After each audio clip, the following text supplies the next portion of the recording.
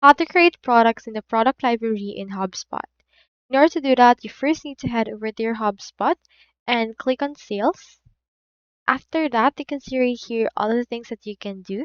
You just need to locate the products itself by going over to the commerce as well. Click onto this create a product right here in order to create it, or you can also import. In my case, let's try to create a product. After that, this will load in order to show you the next steps. Just fill out the details such as the name of the product. Let's, for example, add it right here.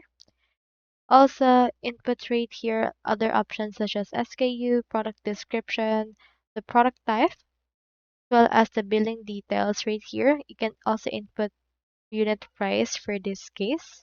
On our case, let's input right here and sell it at around 49. But on this case, also input your unit costs. You can see right here already the margin. After that, click onto this create in order to create this product. Once you're done, you can see your product added right here directly. So that's all there is today, and if you haven't signed up for HubSpot yet, make sure to use our affiliate links given in the video description. Thanks for watching, and I will see you in my next video.